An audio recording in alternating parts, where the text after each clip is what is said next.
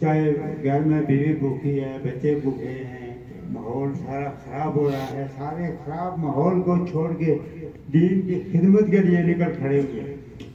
تو طریقت کا راستہ یہی ہے کہ حضرت جنید بغدادی فرماتے کہ 10 سال میں مخلوق کی خدمت میں مصروف رہا، اس نے مجھے اس قابل قرار دیا کہ میں اس کے دین کی خدمت کر سکوں.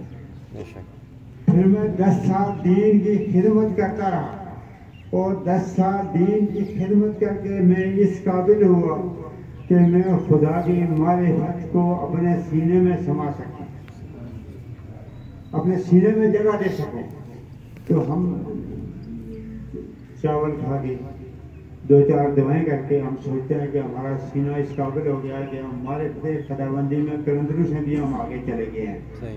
تو نعوذ باللہ من ذالک، ان لوگوں کے پاؤں کی دھول یہ چھوڑی ہوئی ہے اس کے برابر بھی ہم نہیں ہیں.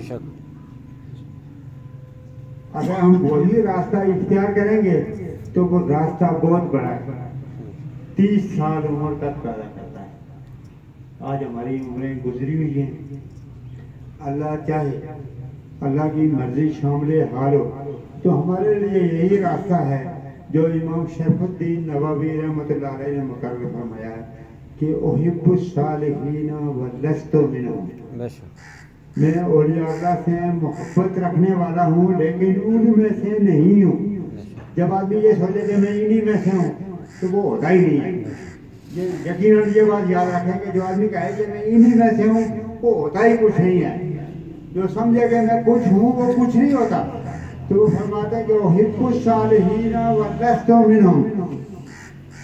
آپ شاید یہ جانتے نہیں ہیں کہ امام شریف الدین نووی کون سی ہستی تھے. مسلم شریف آپ نے سنا ہوگا کہ حدیث کی دوسری صحیح ترین کتب میں سے اس کی شرح لکھنے والے امام شریف الدین نووی ہیں، شرح مسلم لکھنے والے.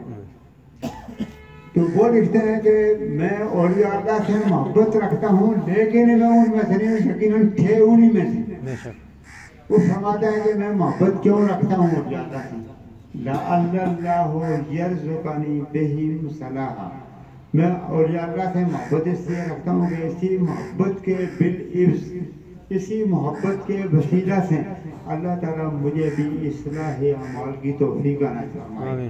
اللہ تعالیٰ انہی کے وسیلہ سے ہمیں توفیق اصلاح نصیب فرمائے. آمین.